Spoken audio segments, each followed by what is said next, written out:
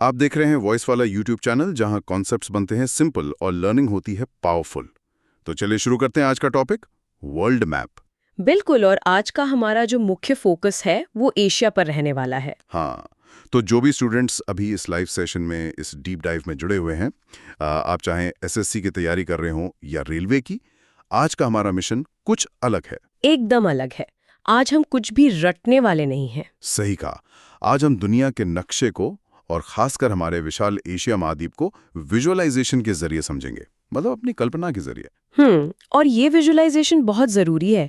अक्सर स्टूडेंट्स क्या करते हैं, वो भूगोल को सिर्फ नक्शे पर खींची गई कुछ आड़ी तिरछी लकीरों की तरह देखते हैं। हाँ, या फिर बस कुछ डेटा पॉइंट समझ कर रट लेते हैं। बिल्कुल।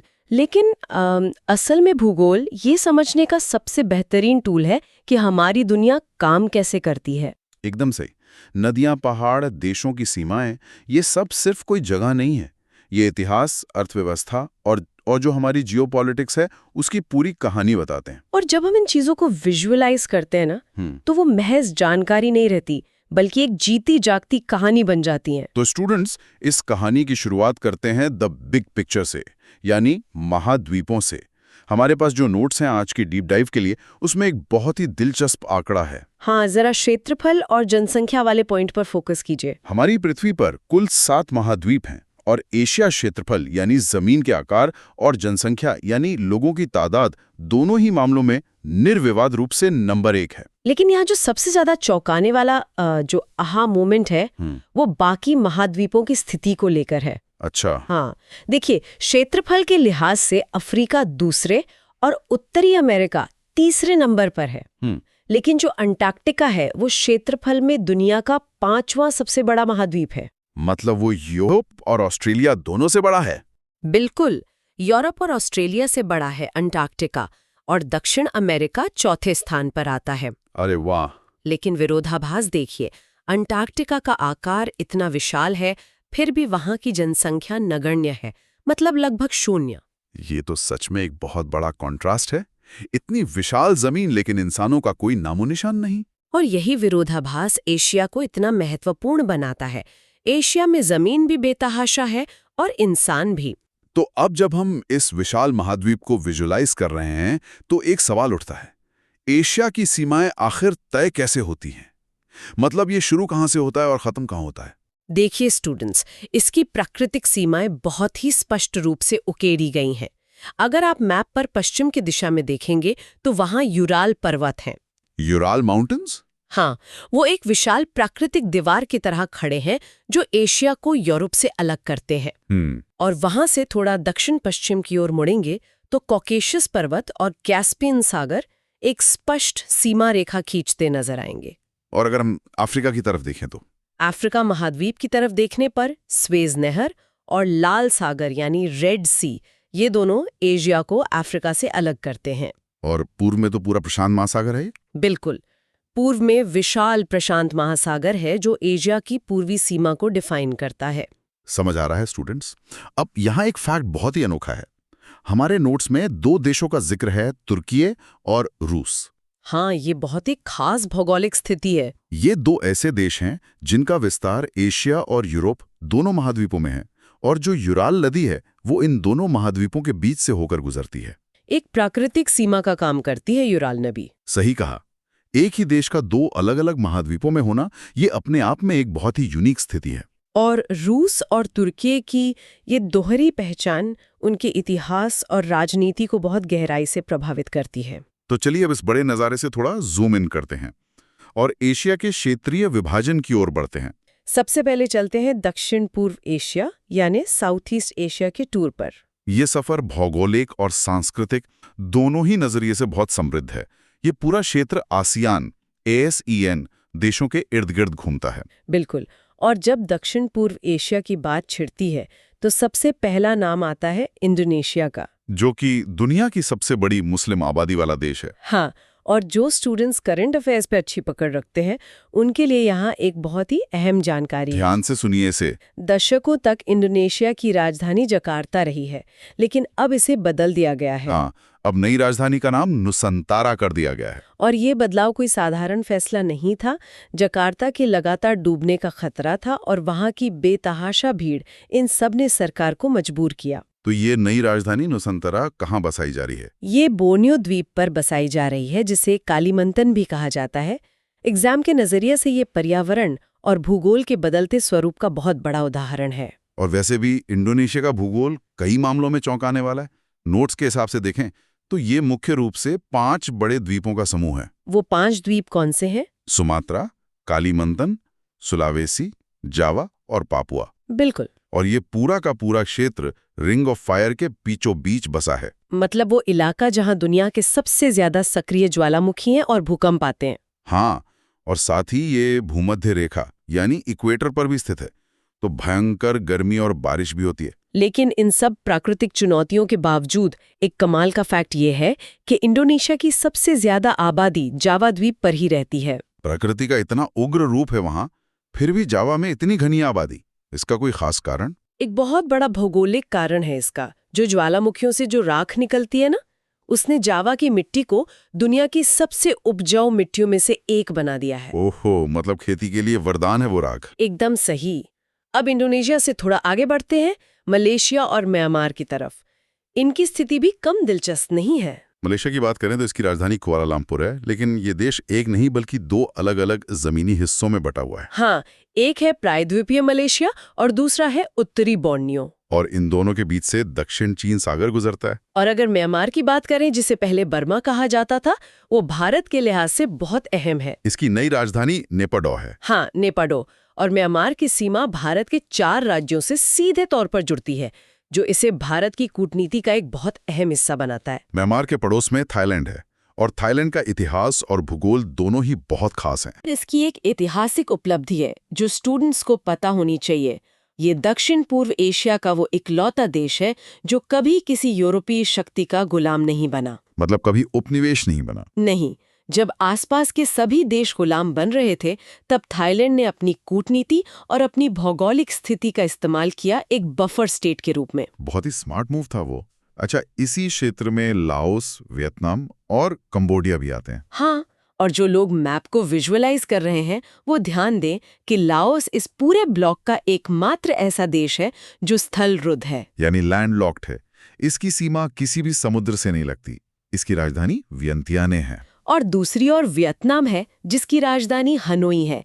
आप मैप में देखेंगे तो इसका नक्शा अंग्रेजी के अक्षर एस की तरह दिखता है, इस आकार का, और ये दक्षिण चीन सागर के साथ एक लंबी तटरेखा साझा करता है। वियतनाम और कंबोडिया की बात हो और मेकोंग नदी का जिक्र न हो, ऐसा तो हो ही नहीं सकता। मेकोंग नदी जो इस पूरे इलाके की जीवन रेखा है। बिल्कुल, ये कई देशों से होकर गुजरती है और उनकी अर्थव्यवस्था को चलाती है। और कंबोडिया, जिसकी राजधानी नोम पेन है, वो विश्व प्रसिद्ध अंकोर वाट मंदिर का घर है।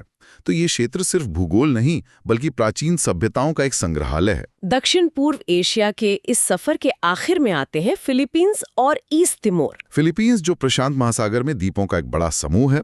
इसकी राजधानी मनीला है। और मनीला में ही एशियाई विकास बैंक यानी एडीबी का मुख्यालय भी है। ये एक और एग्जाम पॉइंट है। बिल्कुल। और ईस्ट तिमोर यहाँ का सबसे नया स्वतंत्र देश है, जिसकी राजधानी दिल्ली है। अब देखिए, इतने सारे द्वीपों और देशों के बीच व्यापार का एक बहुत बड़ा जाल बुना हुआ है, और ये व्यापार मुख्य रूप से समुद्री रास्तों पर ही टिका है। और समुद्री रास्तों की इसी अहमियत से जन्म होता है एक नए कॉन्सेप्ट का, जिसे हम जल डमरू मध्य कहते हैं, या अंग्रेजी में स्ट्रेट्स। विश्व व्यापार में इनका रोल किसी बड़े हाईवे या महामार्ग से कम नहीं है। तो स्टूडेंट्स, इस शब्द जल डमरू मध्य को समझना बहुत जरूरी है। ये होता क्या है? आसान भाषा में कहें तो ये 2 विशाल जल निकायों को यानी वाटर बॉडीज को जोड़ने वाला एक बहुत ही संकीर्ण समुद्री मार्ग होता है। इसका आकार भगवान शिव के डमरू जैसा होता है, किनारों पर चौड़ा और बीच में एकदम संकरा। इसीलिए इसे जल डमरू मध्य कहा जाता है। बहुत अच्छा एग्जाम्पल दिया आपने। और दुनिया के सबसे रणनीतिक जल डमरू मध्य में मलक्का जल डमरू मध्य का नाम सबसे ऊपर आता है। स्ट्रेट ऑफ मलक्का ये दक्षिण चीन सागर और अंडमान सागर को आपस में जोड़ता है। और जमीनी स्तर पर यह मलेशिया को सुमात्रा द्वीप से अलग करता है। आपको बता दूं कि यह विश्व व्यापार का सबसे व्यस्त मार्ग है। बिल्कुल।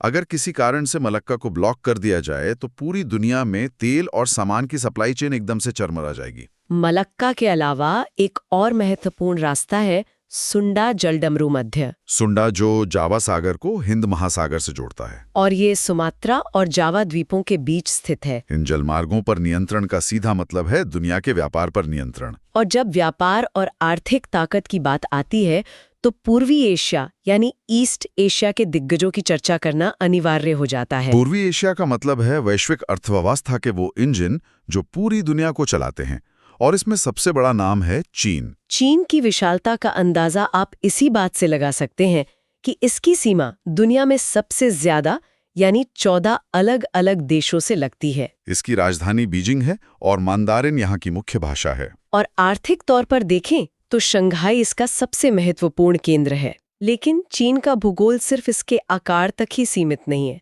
इसकी नदियां इसके इतिहास की बहुत बड़ी गवाह हैं। जैसे यांगत्सी नदी जो पूरे एशिया की सबसे लंबी नदी है। हाँ, लेकिन एक और नदी है पीली नदी, जिसे ह्वांगहो भी कहा जाता है।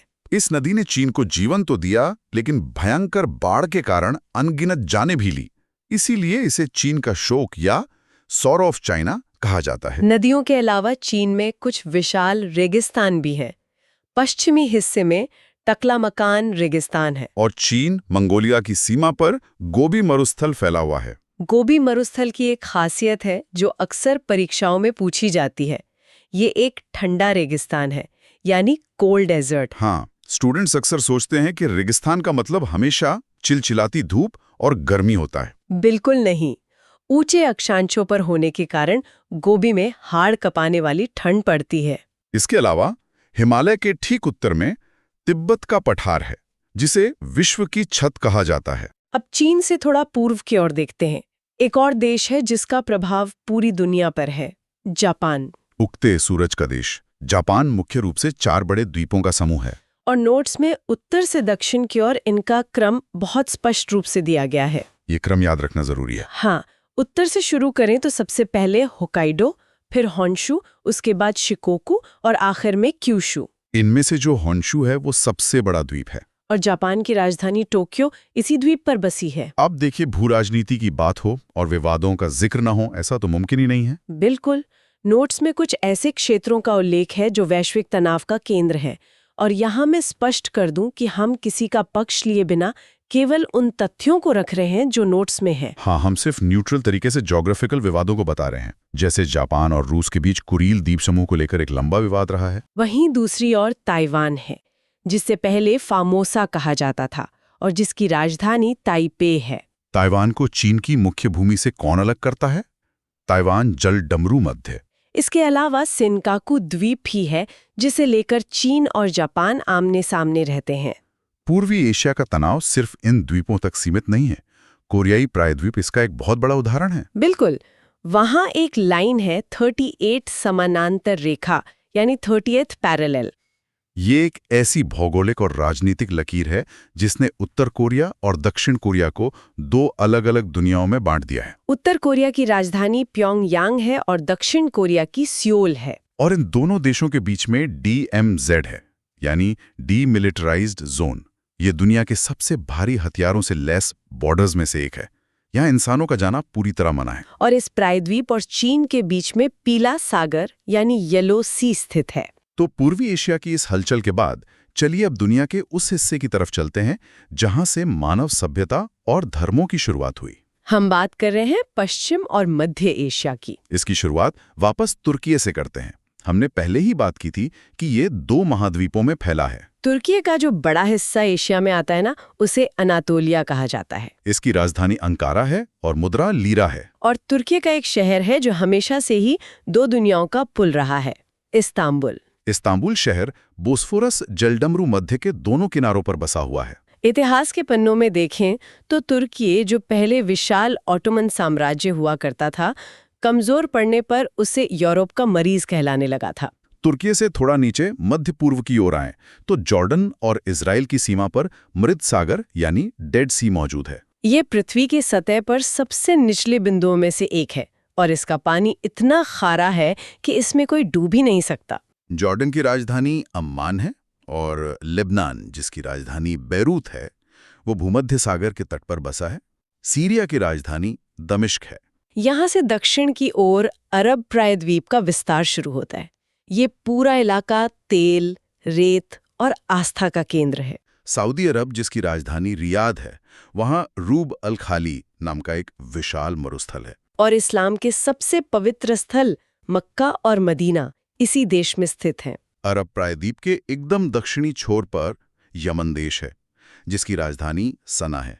यमन की भौगोलिक स्थिति बहुत अहम है, क्योंकि ये अफ्रीका और एशिया के बीच बाब अल मैंडेब जल डमरू मध्य पर नियंत्रण रखता है। बाब अल मैंडेब जो लाल सागर में प्रवेश करने का दरवाजा है। और इतिहास की बात हो तो इराक को कैसे भूल सकते हैं।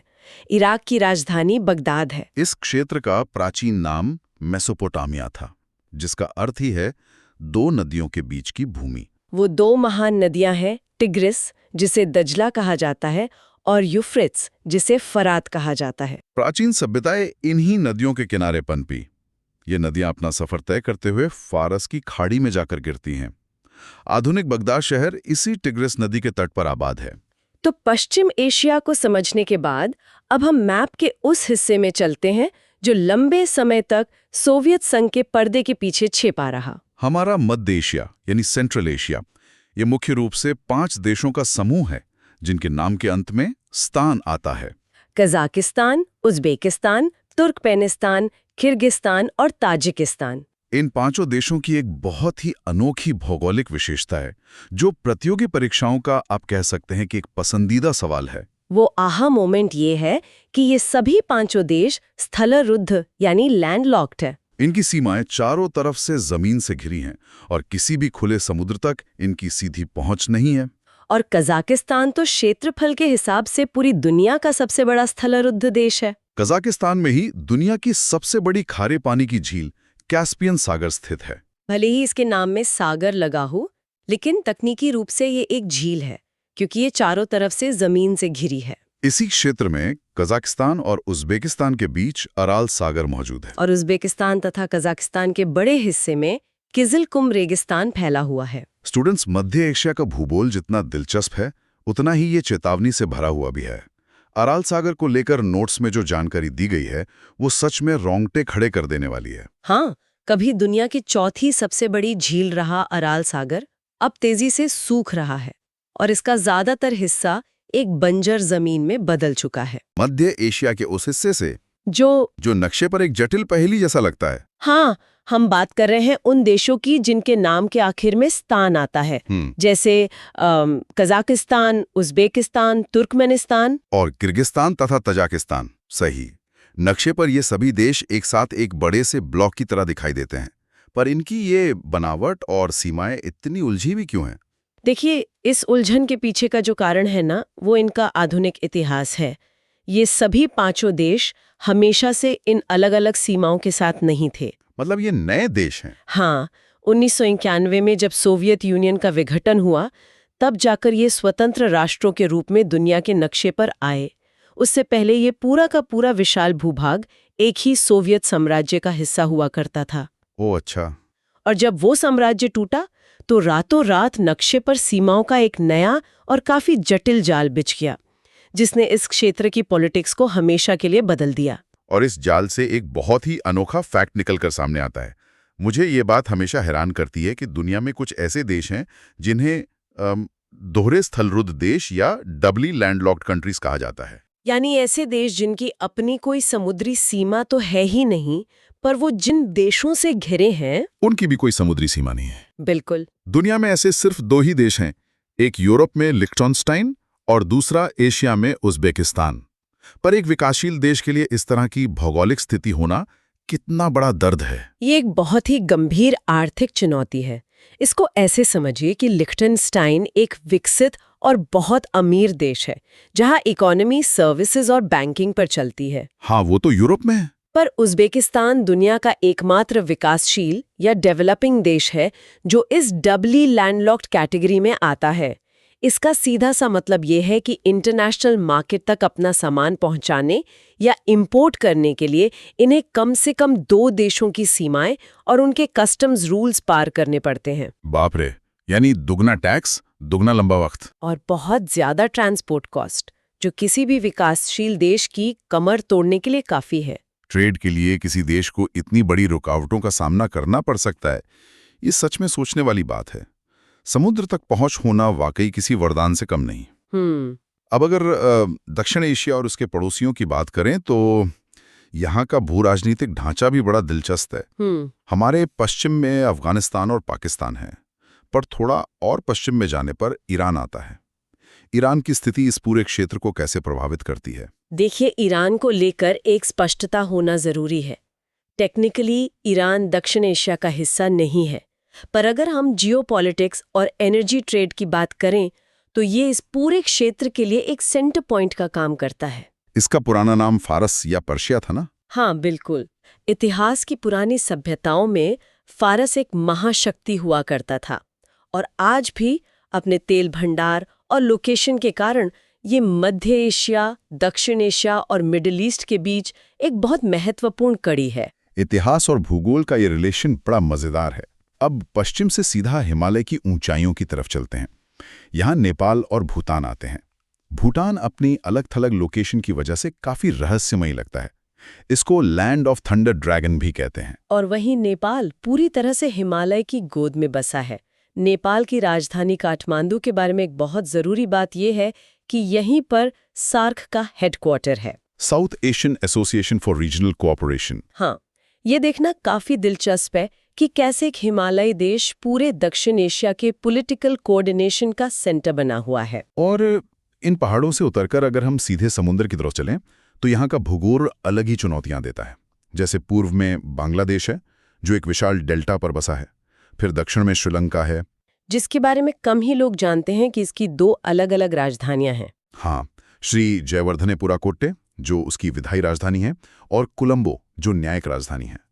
और इसके अलावा मालदीव जैसे द्वीपीय देश भी हैं। यहाँ ना बांग्लादेश की बनावट पर थोड़ा ध्यान देना चाहिए। गंगा और ब्रह्मपुत्र के मुहाने पर होने के कारण इसकी जमीन दुनिया की सबसे उपजाऊ जमीनों में से एक है। पर यही लोकेशन इसके लिए खतरा भी है। बिल्कुल। समुंदर तल से इसकी ऊंचाई इतनी कम है कि ये क्लाइमेट चेंज और बढ़ते जल स्तर के आगे बहुत ज्यादा कमजोर है। और मालदीव्स का महत्व उसकी स्ट्रेटेजिक लोकेशन में है। ये कोई एक सॉलिड लैंड मास नहीं है, बल्कि छोटे छोटे द्वीपों का झुंड है, जो दुनिया के सबसे बिजी समुद्री ट्रेड रूट्स के ठीक बीच में स्थित है। समुद्री राउट्स का जिक्र आते ही दिमाग में सीधे स्ट्रेट्स या जल संधियों का ख्याल आता है। वेस्ट एशिया के 2 सबसे मेन समुद्री दरवाजे हैं, स्ट्रेट ऑफ हॉर्मुज और बाबल मंडेब। ये हमेशा न्यूज में रहते हैं, और उनके न्यूज में रहने की बहुत ठोस वजह होती है। हॉर्मुज जल संधि फारस की खाड़ी को ओमान की खाड़ी से जोड़ती है। ये दुनिया का सबसे अहम ऑयल ट्रांजिट चोक पॉइंट है, यानी दुनिया भर के तेल का व्यापार वहीं से गुजरता है। अगर ये रास्ता कुछ दिनों के लिए भी बंद हो जाए ना, तो पूरी दुनिया में हाहाकार मच सकता है। दूसरी तरफ लाल सागर को आर्डन की खाड़ी से जोड़ने वाले बाबल मंडेब को इतिहास में दुख का प्रवेश द्वार या गेट ऑफ टीयर्स कहा जाता था। दुख का प्रवेश द्वार, ये नाम सुनने में ही किसी एक्शन मूवी या कहानी जैसा लगता है। इसके पीछे का क्या लॉजिक है? प्राचीन काल में नाविकों के लिए इस रास्ते को पार करना किसी बुरे सपने जैसा था। तेज लहरें, पानी के नीचे छिपी हुई चट्टानें और लुटेरों का खतरा। यहाँ अनगिनत जहाज डूबे हैं और जाने कितने नाविकों ने अपनी जान गंवाई। उसी दुख और खतरे के कारण इसे ये नाम मिला। बहुत ही डीप कहानी है ये। इतिहास से याद आया, एक और जल संधि हमारे बिल्कुल करीब है, इंडिया और श्रीलंका के बीच पाल्क स्ट्रेट। ये बंगाल की खाड़ी को मन्नार की खाड़ी से जोड़ता है। पर यहाँ सबसे बड़ा कंफ्यूजन ये होता है कि लोग सोचते हैं इसका नाम पाकिस्तान के नाम पर है, जबकि ऐसा बिल्कुल नहीं है। हाँ, इसका नाम मद्रास के एक पूर्व ब्रिटिश गवर्नर रॉबर्ट पाल्क के नाम पर रखा गया था, और यहीं पर ऐतिहासिक राम सेतु भी है। फ्यूजन पैदा कर सकते हैं। ऐसी ही कूटनीतिक अहमियत यूरोप और एशिया के बीच के स्ट्रेट्स की भी है, जैसे काले सागर या ब्लैक सी के क्षेत्र में कर्च स्ट्रेट है, जो काले सागर को अजोव सागर से जोड़ता है, जो कि आजकल काफी न्यूज में है। बिल्कुल। ये यूक्रेन के कर्च प्रायद्वीप और रशिया को अलग करता है, जो करंट जियोपॉलिटिक्स का एक बहुत ही सेंसिटिव मुद्दा है। इसके अलावा एक और अहम नाम है बॉस्फोरस स्ट्रेट। बॉस्फोरस जल संधि की तो बात ही अलग है। ये काले सागर को मारमारा सागर से जोड़ती है। पर इसकी जो सबसे जादुई बात है वो ये है कि ये इस्तांबुल शहर के बिल्कुल बीच से होकर गुजरती है। सही कहा। ये पूरी दुनिया का अकेला ऐसा शहर है जो इस स्ट्रेट की वजह से दो अलग-अलग महाद्वीपों यूरोप और एशिया में बंट जाता है। कोई भी इंसान नाव में बैठकर एक ही शहर के अंदर एक कॉन्टिनेंट से दूसरे कॉन्टिनेंट का सफर कर सकता है। और इस्तांबुल की यही भौगोलिक स्थिति उसे सदियों से विश्व के सबसे ताकतवर ट्रेड और कल्चरल सेंटर्स में से एक बनाती आई है। चाहे एंशिएंट बिजेंटाइन साम्राज्य हो या ऑटोमन एम्पायर, जिसने भी बॉस्फोरस पर कंट्रोल किया, उसने यूरोप और एशिया के ट्रेड को कंट्रोल किया। ये पूरब और पश्चिम का मिलन बिंदु है। पर देखिए, इतने सारे देशों, सागरों और इनके रास्तों को याद रखना बड़ा मुश्किल काम है। क्या इन सागरों से लगने वाले देशों को याद रखने के लिए कोई आसान मेमोनिक्स या ट्रिक्स हैं? ट्रिक्स तो यहाँ सच में बहुत काम आती हैं।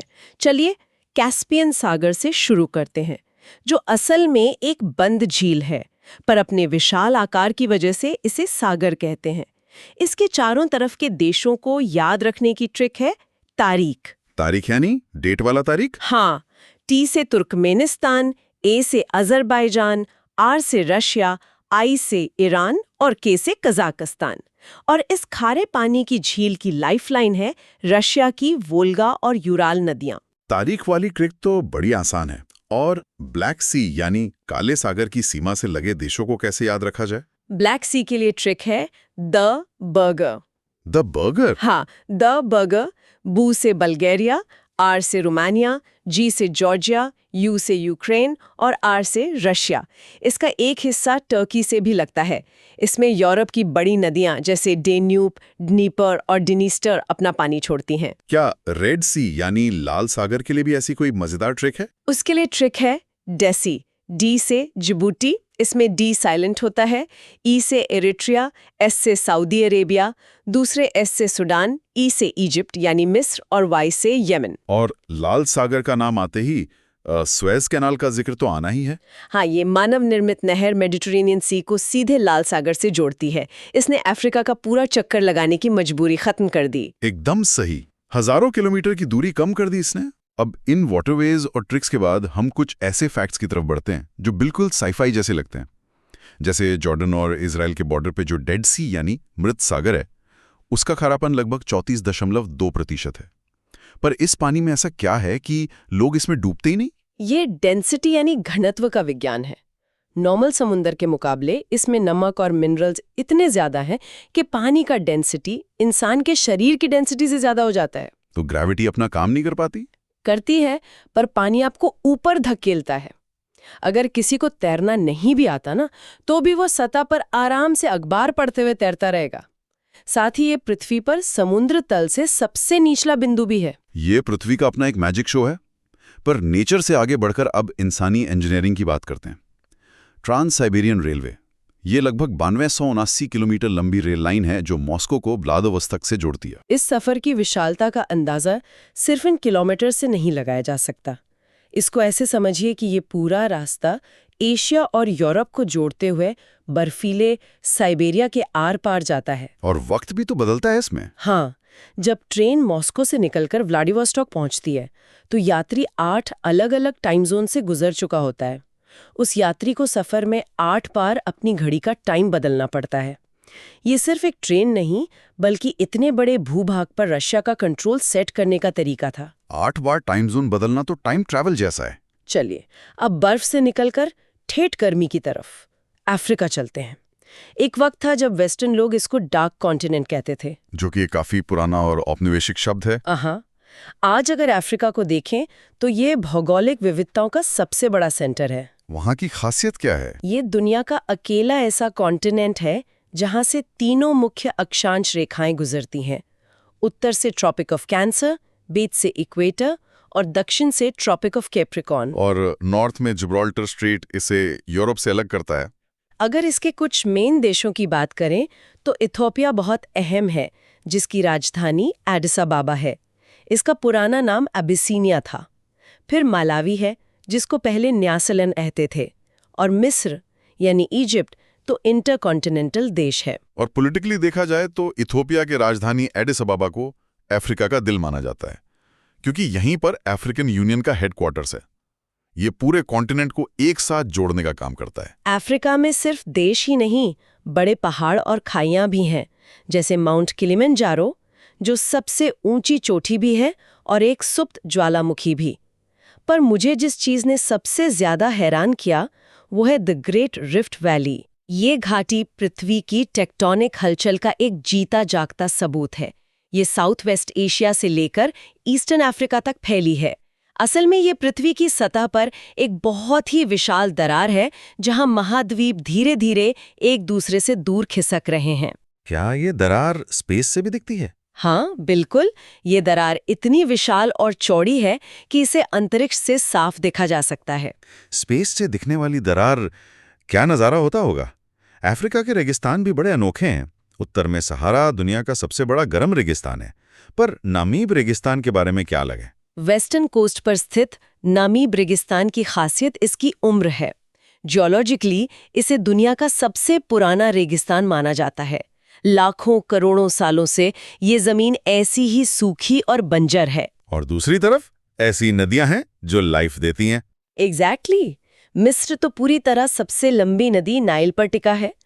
कॉन्गो नदी घने जंगलों के बीच इक्वेटर को 2 बार काटती है, और लिम्पोपो नदी मकर रेखा यानी ट्रॉपिक ऑफ कैप्रिकॉर्न को 2 बार काटती है। सच कहते हैं, अगर नाइल नदी ना होती तो मिस्र की सभ्यता सिर्फ एक रेगिस्तान बन के रह जाती। अब अफ्रीका के इस लंबे सफर के बाद नॉर्थ अमेरिका की तरफ। वहां की सीमाओं की कहानियां भी काफी दिलचस्प हैं। हाँ, जैसे अलास्का। ये यूएस का सबसे बड़ा राज्य है, पर एक समय था जब ये रशिया का हिस्सा था, जिसे अमेरिका ने खरीद लिया। फिर ग्रीनलैंड, जो सबसे बड़ा द्वीप है, नॉर्थ अमेरिका के करीब होकर भी डेनमार्क का हिस्सा है। ये सब बताता है कि सीमाएं कहीं पत्थर पर नहीं लिखी होती हैं, पर यहाँ एक ऐसी बाउंड्री है जो दुनिया के लिए मिसाल है। यूएस और कनाडा के बीच की 49वीं समांतर रेखा या 49th पैरेलल। ये सबसे लंबी शांत सीमा है ना? हाँ, ये दुनिया की सबसे लंबी अनफोर्टिफाइड सीमा है। हजारों किलोमीटर लंबा बॉर्डर पर कोई बड़ी दीवार या भारी फौज नहीं है। ये 2 देशों के बीच पीस का बेहतरीन उदाहरण है। साथ ही बेरिंग स्ट्रेट वो रास्ता है जो नॉर्थ अमेरिका को एशिया से अलग करता है। वहां के फिजिकल फीचर्स में पनामा कनाल का नाम तो आएगा ही, जिसने नॉर्थ और साउथ अमेरिका को अलग किया और अटलांटिक को पैसिफिक से जोड़ दिया, ताकि जहाजों को लंबा चक्कर ना लगाना पड़े।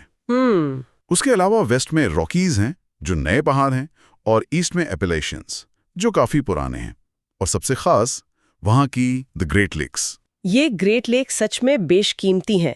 इनमें लेक सुपीरियर का महत्व सबसे ज्यादा है, क्योंकि ये दुनिया की सबसे बड़ी मीठे पानी की झील या लार्जेस्ट फ्रेश वाटर लेक है। आज जब दुनिया में पानी का संकट है, तो मीठे पानी का इतना बड़ा सोर्स किसी भी तेल के कुएं से बड़ी धरोहर है। ये बात एकदम सटीक है। दक्षिण अमेरिका के नक्शे पर नजर डालते हैं। इस मैप को देखते ही जो सबसे पहला और दिलचस्प पैटर्न उभर कर आता है ना, वो वहां के प्रमुख शहरों की लोकेशन है। हाँ, जो तटीय इलाकों में है। बिल्कुल। दस्तावेज एकदम स्पष्ट दिखाते हैं कि सैंटियागो, बुएनस आयर्स और मॉन्टेविडियो जैसी ज्यादातर राजधानियां या तो तटों पर हैं या किसी प्रमुख नदी के पास। लेकिन महाद्वीप के अंदरूनी हिस्सों में एक अजीब सा खालीपन दिखता है, और जो चीज नक्शे पर सबसे ज्यादा हावी है वो है एंडीज पर्वत श्रृंखला। ये कोई साधारण पहाड़ नहीं है। ये 7 अलग-अलग देशों से होकर गुजरते हैं और प्रशांत महासागर के ठीक सामने एक विशाल दीवार की तरह खड़े हैं। और एंडीज की ये जो दीवार है ना, ये वास्तव में दक्षिण अमेरिका की पूरी कहानी तय करती है। ये सिर्फ एक पहाड़ नहीं है, ये विश्व की सबसे लंबी पर्वत श्रृंखला है। अगर हम भूगर्भीय या जियोलॉजिकल दृष्टिकोण से देखें, तो एंडीज एक यंग फोल्ड माउंटेन यानी युवा वलित पर्वत का उदाहरण है। मतलब ये अभी भी बनी रहा है? हाँ, इसका मतलब यही है कि टेक्टोनिक प्लेटों के टकराव से इसका निर्माण बहुत हाल ही में हुआ है, और ये आज भी सक्रिय है। और इसी एंडीज के कारण इसके पश्चिम में उत्तरी चिली में एक बहुत खास भौगोलिक स्थिति बनती है, जिसे अटाकामा मरुस्थल कहते हैं। ये दुनिया का सबसे सूखा रेगिस्तान है। ये बहुत ही हैरान करने वाली बात है। बिल्कुल। एक तरफ विशाल प्रशांत महासागर है और दूसरी तरफ एंडीज की ऊंची दीवार। इन पहाड़ों की ऊंचाई इतनी ज्यादा है कि अमेज़न की तरफ से आने वाली नमी भरी हवाएं इन्हें पार ही नहीं कर पाती, और दूसरी तरफ महासागर की ठंडी जलधाराएं बारिश वाले बादल बनने नहीं देती। इसे रेन शैडो इफेक्ट कहते हैं। अटाकामा के कुछ हिस्सों में तो दशकों से बारिश की एक बूंद तक नहीं गिरी है। ये पहलू सच में बहुत रोचक है। मतलब महासागर के इतने करीब होकर भी कोई जगह दुनिया की सबसे सूखी जगह हो सकती है। हमारे स्रोतों में पहाड़ों से जुड़ा एक और बहुत ही दिलचस्प आंकड़ा है। दक्षिण अमेरिका में कुछ ऐसी चोटियां हैं जो पूरी दुनिया के पैमानों को चुनौती देती हैं। जैसे एकांकागुआ। एग्जैक्टली। अर्जेंटीना में माउंट एकाकांगुआ है। 6960, मेरा मतलब है 6960 मीटर की ऊंचाई वाली ये चोटी एशिया के बाहर दुनिया की सबसे ऊंची चोटी है। और सिर्फ बर्फ नहीं है वहाँ, इसी एंडीज में उबलते हुए ज्वालामुखी भी हैं। ओजोस देल सलाडो, जो अर्जेंटीना और चिली के बॉर्डर पर है, वो दुनिया का सबसे ऊंचा सक्रिय ज्वालामुखी है। और माउंट कोटोपैक्सी भी। हाँ, इक्वाडोर में माउंट कोटोपैक्सी एक ही पर्वत श्रृंखला में इतनी विविधता और भूगोल के लिहाज से बहुत बड़ा अजूबा है। और जब हम इन प्राकृतिक अजूबों को अर्थव्यवस्था के नजरिए से देखते हैं तो एक बहुत ही अहम बात सामने आती है। इसको बहुत आसान तरीके से समझते हैं। इन नक्शों पर सिर्फ पहाड़ नहीं है, यहाँ एक बहुत ही खास त्रिकोण या ट्रायंगल बनता है चिली, बोलिविया और अर्जेंटीना की सीमाओं के बीच, जिसे लिथियम ट्रायंगल कहते हैं। बिल्कुल, लिथियम ट्रायंगल। आज की दुनिया में ये क्षेत्र अर्थव्यवस्था का बहुत बड़ा केंद्र बन चुका है।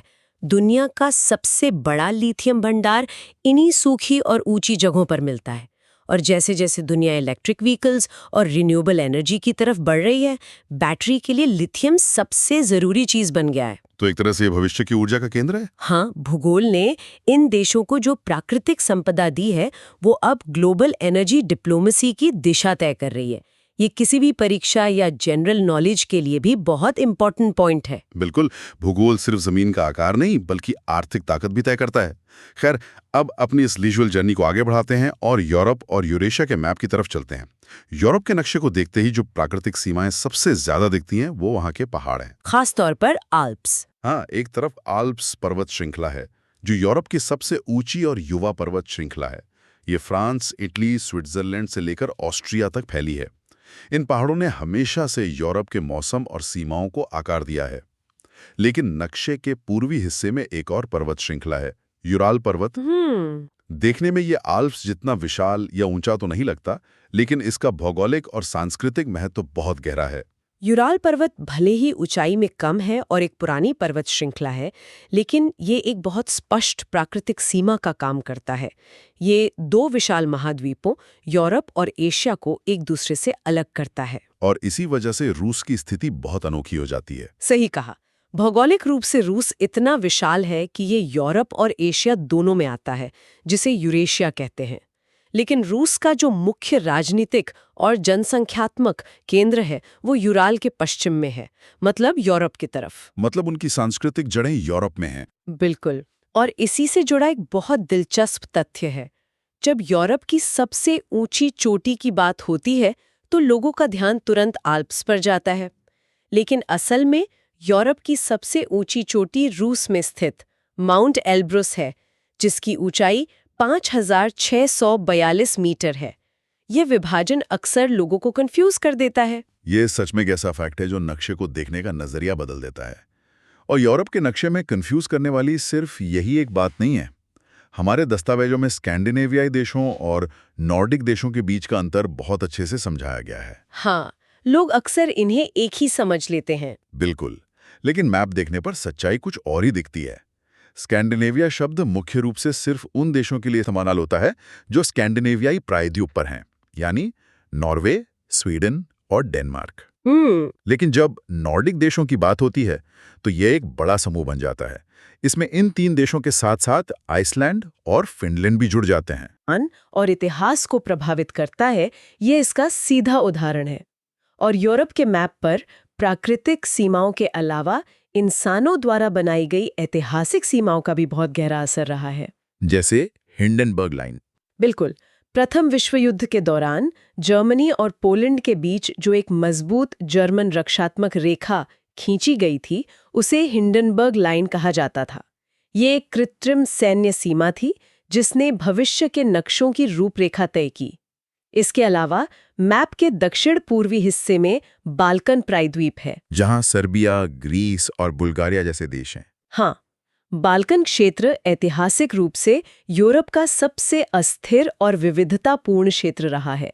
वहाँ की पहाड़ी और ऊबड़-खाबड़ भूगोलिक स्थिति ने अलग-अलग समुदायों को एक दूसरे से अलग रखा, जिससे वहाँ अनगिनत संस्कृतियों और धर्मों का विकास हुआ। इसीलिए ये क्षेत्र कई बड़े साम्राज्यों के टकराव का केंद्र रहा है। इतिहास और भूगोल का ये गहरा संबंध ये सोचने पर मजबूर कर देता है कि जमीन की बनावट इंसानों के फैसलों को कितना ज्यादा प्रभावित करती है। खैर, यूरोप की इन जटिल सीमाओं को समझने के बाद अब हम प्रशांत महासागर की ओर चलते हैं। ओशियानिया की तरफ। हाँ, ओशियानिया और ऑस्ट्रेलिया का मैप।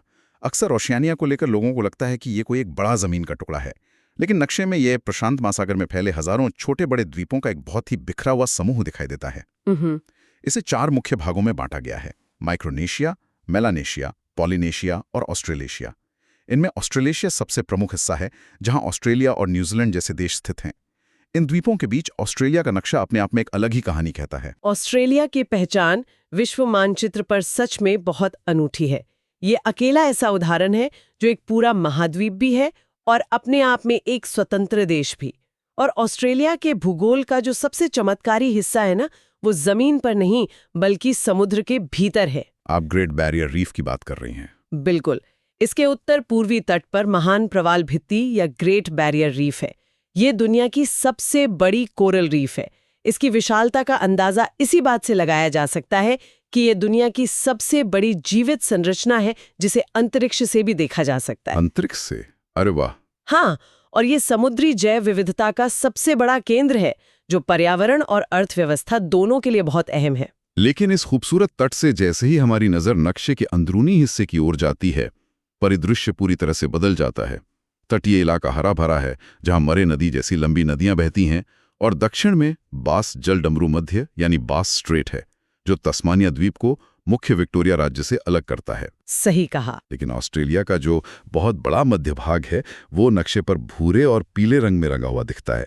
नदियां अचानक गायब हो जाती हैं और ऐसा लगता है जैसे महाद्वीप के बीचों बीच एक बहुत बड़ा खालीपन है। और ये खालीपन ही ऑस्ट्रेलिया के भूगोल की सबसे बड़ी चुनौती है। ऑस्ट्रेलिया में पानी का डिस्ट्रीब्यूशन बहुत ही असमान है। इसके ज्यादातर भीतरी भाग को आउटबैक कहा जाता है, जो मुख्य रूप से एक बहुत बड़ा सूखा रेगिस्तान है। महान ऑस्ट्रेलियाई रेगिस्तान। हाँ, ग्रेट ऑस्ट्रेलियन डेजर्ट। बारिश की भारी कमी और भयंकर गर्मी के कारण ये विशाल क्षेत्र मानव जीवन के लिए रहने योग्य नहीं है। यही कारण है कि ऑस्ट्रेलिया की आबादी का एक बहुत बड़ा हिस्सा सिर्फ महाद्वीप के बाहरी किनारों और समुद्र तटों के आसपास ही बसा हुआ है। और यहाँ के पहाड़ भी बहुत ऊंचे नहीं है ना? बिल्कुल। सबसे ऊंची चोटी माउंट कॉस्यूस्को है, जिसकी ऊंचाई सिर्फ 2228 मीटर है। अन्य महाद्वीपों की तुलना में ये बहुत कम है, जो ये बताता है कि ऑस्ट्रेलिया भौगोलिक रूप से एक बहुत ही पुराना, समतल और घिसा हुआ भूभाग है। ये देखना वाकई दिलचस्प है कि पानी की मौजूदगी या कमी पूरे के पूरे महाद्वीप का रंगरूप कैसे तय कर देती है। पानी और मौसम की इसी चरम सीमा को समझने के लिए अब हम दुनिया के सबसे ठंडे और दुर्गम हिस्सों की ओर चलते हैं। ध्रुवीय क्षेत्र। हाँ, अंटार्कटिका का मैप देखते ही जो सबसे पहली बात सामने आती है वो है इसे श्वेत महाद्वीप या व्हाइट कॉन्टिनेंट कहा जाना। बर्फ की मीलों मोटी चादरों से ढके इस महाद्वीप की सबसे ऊंची चोटी माउंट विंसन मैसिव है। लेकिन इसकी सबसे बड़ी खासियत पहाड़ या बर्फ नहीं, बल्कि यहाँ का सूनापन है। यहाँ कोई स्थायी मानव आबादी नहीं है। इतनी कठोर जलवायु में इंसान का टिकना लगभग असंभव है। लेकिन यहाँ स्थायी आबादी का न होना इसके महत्व को कम नहीं करता, बल्कि इसे और भी खास बनाता है। अंटार्कटिका अंतर्राष्ट्रीय संधियों के तहत पूरी तरह से विज्ञान और शांति के लिए समर्पित है। मतलब ये एक तरह की ग्लोबल लैबोरेटरी है। बिल्कुल। दुनिया भर के देश यहाँ बर्फ के भीतर छिपे जलवायु के रहस्यों को समझने के लिए रिसर्च करते हैं। भारत ने भी यहाँ बहुत काम किया है। हमारा पहला रिसर्च सेंटर दक्षिण गंगोत्री था, जो 1984 में स्थापित हुआ था। हालांकि भारी बर्फबारी के कारण वो अब बंद हो चुका है। और अब मैत्री और भारती काम कर रहे हैं। हाँ, और दूसरी तरफ अगर हम उत्तरी ध्रुव यानी आर्कटिक की बात करें, तो वो ग्लोबल वार्मिंग के प्रभावों का अध्ययन करने के लिए बहुत महत्वपूर्ण है। भारत ने 2008 में नॉर्वे के स्वालबार्ड में अपना पहला स्थायी आर्कटिक अनुसंधान केंद्र स्थापित किया था, जिसका नाम हिमाद्री है। बिल्कुल। दोनों ध्रुवों पर ये वैज्ञानिक उपस्थिति भविष्य के जलवायु संकटों को समझने के लिए बहुत अहम है। ध्रुवीय क्षेत्रों की इस बर्फीली दुनिया से ये बात पूरी तरह साबित हो जाती है कि इंसान वहीं बसता है जहां प्रकृति उसे बसने की अनुमति देती है। और इस तथ्य को हमारा अगला स्रोत बहुत ही शानदार तरीके से पुष्ट करता है। नदियों वाला दस्तावेज। एग्जैक्टली। इस दस्तावेज में दुनिया के कुछ सबसे महान शहरों और उनके पास बहने वाली नदियों के संबंध को दिखाया गया है। पेरिस शहर सीन नदी के किनारे बसा है, लंदन का अस्तित्व टेम्स नदी से जुड़ा है, और बगदाद टिग्रिस नदी के पास। बिल्कुल।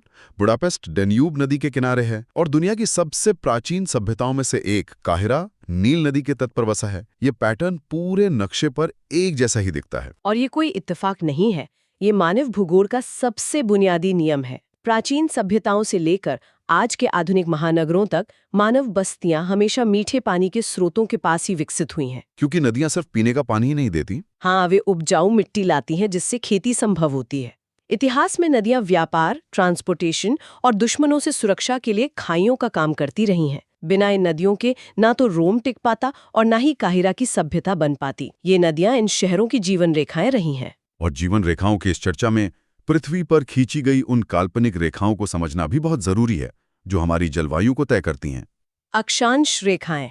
हाँ, अक्षांश रेखाओं का प्रभाव किसी भी क्षेत्र की नियति तय कर सकता है, जैसे कर्क रेखा या ट्रॉपिक ऑफ कैंसर जो 23.5 डिग्री नॉर्थ पर स्थित है।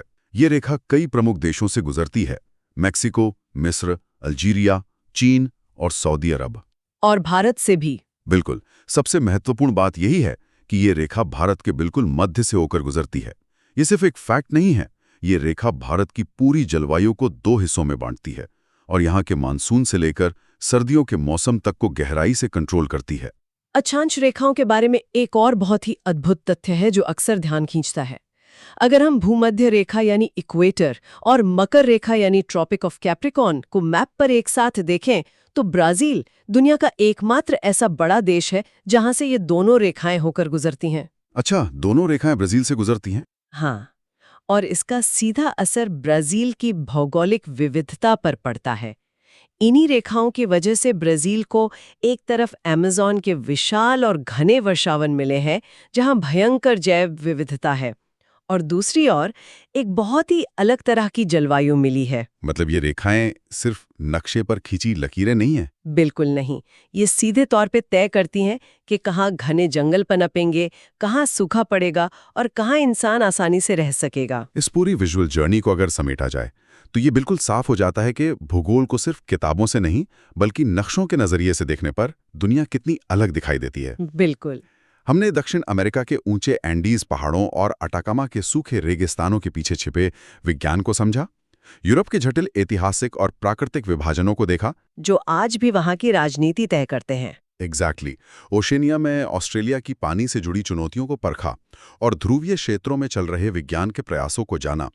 ये चर्चा इस बात का सबूत है कि पर्वत, नदियां और अक्षांश रेखाएं केवल भौगोलिक शब्द नहीं हैं, ये हमारी दुनिया और हमारे अस्तित्व की कहानी कहते हैं।